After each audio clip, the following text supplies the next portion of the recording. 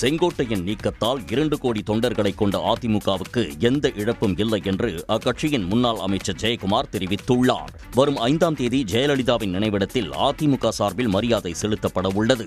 இதற்கு பாதுகாப்பு வழங்க கோரி சென்னை காவல் ஆணையர் அலுவலகத்தில் ஜெயக்குமார் மனு அளித்தார். இதன் பின்னர் செய்தியாளர்களிடம் பேசிய அவர், புலிக்கு வாலாக இருக்கலாம், ஆனால் எலிக்கு தலையாக இருக்கக்கூடாது என்று கூறினார். இது மிகப்பெரிய இயக்கங்க. இது மிகப்பெரிய இயக்கம். அதாவது கிட்டத்தட்ட 2 கோடிக்கு மேற்பட்ட தொண்டர்கள் கொண்டிருக்கிற இயக்கம். தொண்டர்களை உருவாக்க முடியாது, ஆனால் தலைவர்களை உருவாக்கிடலாம். செங்கோட்டையன் பொறுத்தவரை நான் பெரிதும் மதிக்கக்கூடியவர். எனவே அவர் ஒரு முடிவெடுத்து தாவேக்காவில் சேர்ந்திருக்கின்றார். எனவே ஒரு கருத்தாக சொல்ல முடியும், எங்கிருந்தாலும் வாழ்க, எங்கிருந்தாலும் வாழ்க.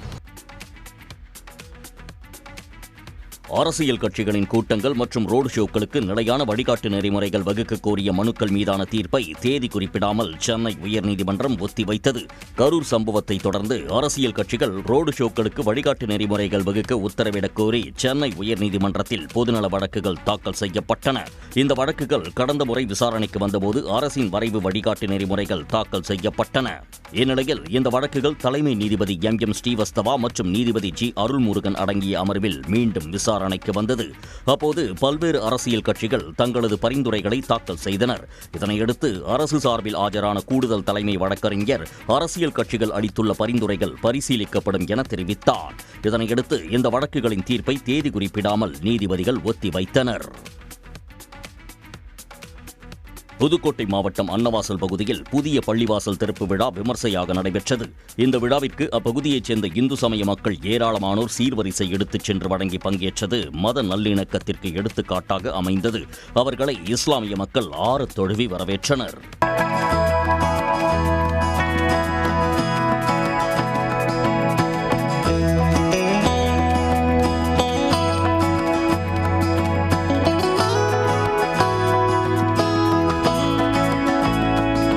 புதிய பள்ளிவாசல் திறப்பு விழாவில் சுமார் 2000 பேர் பங்கேற்ற நிலையில் சிறப்பு வழிபாட்டில் ஈடுபட்டனர். தொடர்ந்து அனைவருக்கும் அன்னதானம் வழங்கப்பட்டது. புதுச்சேரியில் மூதாட்டியிடம் நூதன முறையில் நகைப்பறிப்பில் ஈடுபட்ட ஆந்திராவைச் சேர்ந்த 2 பெண்கள் கைது செய்யப்பட்டனர். குயவர்பாளையத்தைச் சேர்ந்த ரங்கநாயகி என்பவர் 22 சவரன் நகை மற்றும் சுமார் 1 லட்சம் ரூபாய் ரொக்கப் பணத்துடன் வீட்டிற்கு நடந்து சென்று கொண்டிருந்தார். வழியில் அவர் சாலையை கடக்க உதவி செய்வது போல் நடித்த 2 பெண்கள் பையில் இருந்த நகை பணத்தை பறித்துக் கொண்டு தப்பி ஓடியுள்ளனர். இதுகுறித்து மூதாட்டி அளித்த புகாரின் பேரில் சிசிடிவி பதிவுகளை ஆய்வு செய்தபோது நகைப்பறிப்பில் ஈடுபட்ட இருவரும் ஆந்திராவைச் சேர்ந்தவர்கள் என்பது தெரியவந்தது. பின்னர் சித்தூர் விரைந்த தனிப்படையினர் அங்கு சாரதா, வள்ளி ஆகிய இருவரையும் கைது செய்து புதுச்சேரி அழைத்து வந்தனர். இருப்பினும் திருடிய நகைகளை 15 லட்சம் ரூபாய்க்கு விற்பனை செய்தது தெரியவந்தது. அவர்களிடமிருந்து 7 லட்சம் ரூபாய் ரொக்கத்தை பறிமுதல் செய்து விசாரணை நடத்தி வருகின்றனர். திருவள்ளூர் மாவட்டம் பொன்னேரி நகராட்சி கூட்டம் நடந்தபோது 21வது வார்டு பகுதியில் சுகாதாரமற்ற குடிநீர் விநியோகம் செய்யப்படுவதாக குற்றம் சாட்டி பொதுமக்கள் முற்றுகையிட்டதால் பரபரப்பு நிலவியது. அப்போது பாட்டிலில் எடுத்து வந்த தண்ணீரை நகராட்சி தலைவர் மற்றும் ஆணையரை அருந்த கூறியும் வாக்குவாதத்தில் ஈடுபட்டனர். ஜுரம் வருது, போய் அடிக்கடிக்கு ஹாஸ்பிட்டலுக்கு போறோம் வரோம், எந்த ஒரு இதுவுமே எடுத்துக்க மாட்டாங்க சார். வந்து பஞ்சாயத்து படம் 3 தடவை வந்து போயிட்டோம். கமிஷனர் கிட்ட அந்த அம்மா கிட்ட ஒரு 5-6 முறை வந்து போயிட்டோம். இதை பண்ணி தரேன், இந்த ஒரு வாரத்தில் முடிச்சிடறேன், மறு வாரத்தில் முடிச்சிடறேன்றாங்க. இன்னுமே எங்களுக்கு பண்ணி தரல. இது தொடர்பாக உரிய நடவடிக்கை எடுக்காவிட்டால் போராட்டத்தில் ஈடுபட உள்ளதாக வார்டு மக்கள் தெரிவித்தனர்.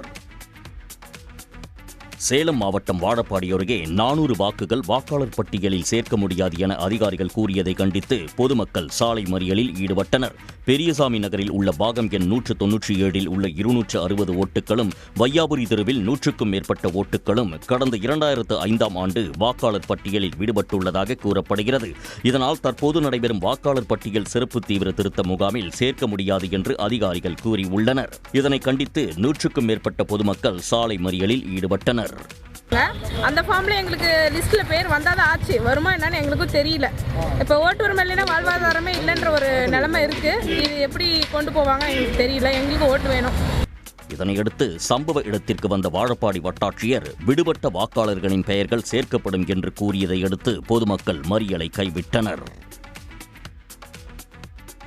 திருமங்கலம் அருகே 4 ஆண்டுகளுக்கு பிறகு ஆட்டம் பாட்டம் கொண்டாட்டத்துடன் நடைபெற்ற குதிரை எடுப்பு திருவிழாவில் ஆயிரக்கணக்கான பக்தர்கள் கலந்து கொண்டனர். மதுரை மாவட்டம் திருமங்கலம் அருகே உள்ள கீழவனேரி கிராமத்தில் 4 ஆண்டுகளுக்கு ஒருமுறை பத்திரகாளி அம்மன் ஐயனார் கோயில் குதிரை எடுப்பு திருவிழா நடைபெறுவது வழக்கம்.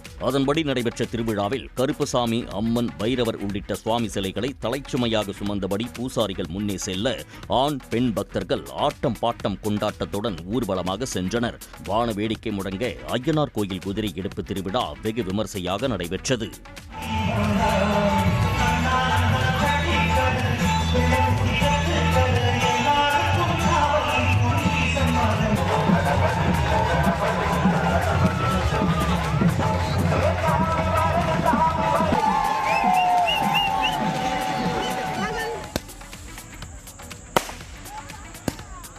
இதில் சவுடார்பட்டி, மீனாட்சிபுரம், ஆலம்பட்டி, திரளி உள்ளிட்ட சுற்றுவட்டார கிராமங்களைச் சேர்ந்த ஆயிரக்கணக்கான பக்தர்கள் கலந்து கொண்டு சுவாமி தரிசனம் செய்தனர்.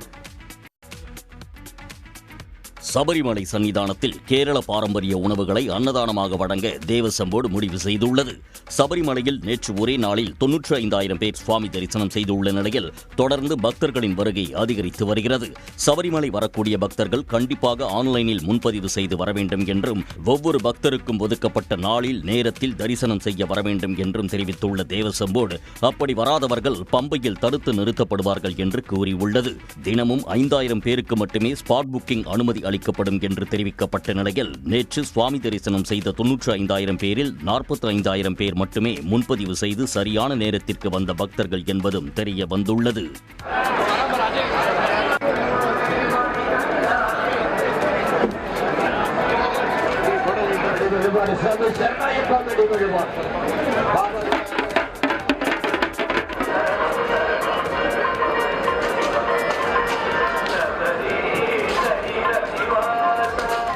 இந்நிலையில் வரும் செவ்வாய்க்கிழமை முதல் பக்தர்களுக்கு சாப்பாடு, சாம்பார், பொரியல், பாயாசம், அப்பளம் வழங்கப்பட உள்ளதாக தேவசம் போர்டு தலைவர் ஜெயக்குமார் தெரிவித்துள்ளார். தாவேகா கூட்டணி அடுத்த மாதத்திற்குள் பலமாகும் என்றும், மேலும் பல முன்னாள் அமைச்சர்கள் இணையுள்ளதாகவும் மாநில நிர்வாகக்குழு தலைமை ஒருங்கிணைப்பாளர் செங்கோட்டையன் தெரிவித்துள்ளார். தாவேகாவில் இணைந்த பிறகு சொந்த ஊரான கோபிச்செட்டிப்பாளையம் சென்ற அவருக்கு தாவேகா தொண்டர்கள் உற்சாக வரவேற்பு அளித்தனர்.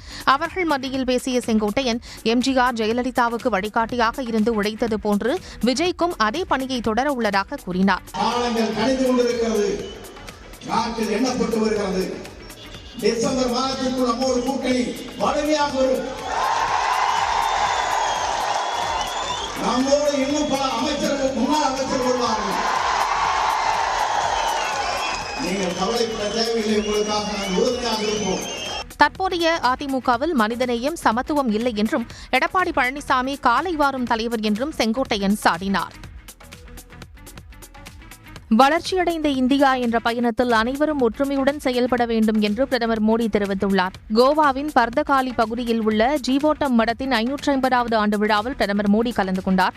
அங்கு அமைக்கப்பட்டிருந்த 77 அடி உயரம் கொண்ட உலகின் மிகப்பெரிய வெண்கல ராமர் சிலையை அவர் திறந்து வைத்து வழங்கினார்.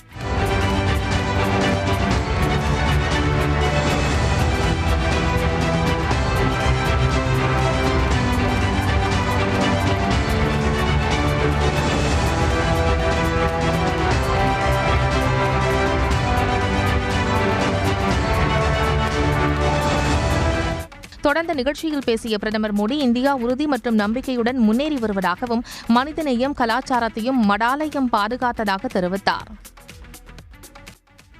வட தமிழ்நாட்டை நோக்கி நகரும் டிட்வா புயல் எச்சரிக்கையால் சென்னை விமான நிலையத்தில் இன்று ஒரே நாளில் 54 விமான சேவைகள் ரத்து செய்யப்பட்டுள்ளன. அந்த வகையில் சென்னையில் மதுரை, திருச்சி, தூத்துக்குடிக்கு இயக்கப்படும் 7 விமான சேவைகளும், இதேபோல் மறுமார்க்கத்தில் சென்னைக்கு வரும் 7 விமானங்களும் ரத்து செய்யப்படுவதாக விமான நிலைய அதிகாரிகள் அறிவித்துள்ளனர். இதேபோல் சேலம், பெங்களூரு, ஹைதராபாத் உள்ளிட்ட பல்வேறு நகரங்களுக்கு செல்லும் விமானங்களும் ரத்து செய்யப்பட்டுள்ளன.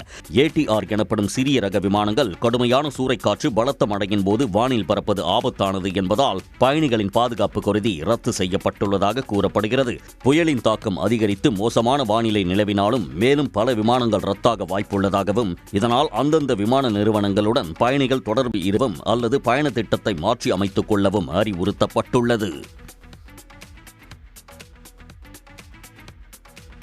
டிட்வா புயல் மற்றும் மழை காரணமாக கன்னியாகுமரி மாவட்டத்திற்கு காய்கறிகளின் வரத்து குறைந்து விலை உயர்ந்துள்ளது. நாகர்கோவில் அப்டா மார்க்கெட் மற்றும் கனகமூலம் சந்தைக்கு ஓசூரில் இருந்து வரும் தக்காளி 30 கிலோ எடை கொண்ட பெட்டி 2200 ரூபாய் வரை விற்பனையானது. வெண்டைக்காய், வெள்ளரி, முருங்கை போன்றவைகளின் விலையும் உயர்ந்துள்ளது. வெள்ளரி கிலோ 80 ரூபாய்க்கும் முருங்கைக்காய் கிலோ 300 ரூபாய் வரையும் விற்கப்படுகின்றன. கேரட், பீன்ஸ், கத்தரிக்காய், உருளைக்கிழங்கு, மிளகாய் ஆகியவற்றின் விலையும் அதிகரித்துள்ளது. இப்போ வெளி மாவட்டத்திலேருந்து நிறைய காய்கறி வரும்போது எல்லா மாவட்டத்திலையும் கொஞ்சம் மழை கூடுதல்னால பொருட்கள் வரத்து ரேட்டு வித்தியாசமாகி வியாபாரம் இப்போ ரொம்ப கம்மி. மழை காரணமாக சபரிமலை சீசனமாக எல்லாம் கொஞ்சம் தட்டுப்பாடு தான், விலைகள் கொஞ்சம் உயர்வு தான். வெளி மாவட்டத்திலேருந்து காய்கறி கொஞ்சம் குறைவு மழை காரணமாக. தொடர்ந்து இந்த மாதிரி விலை ஏற்ற மாதிரி தான் பொதுமக்கள் கொஞ்சம் பாதிப்பு.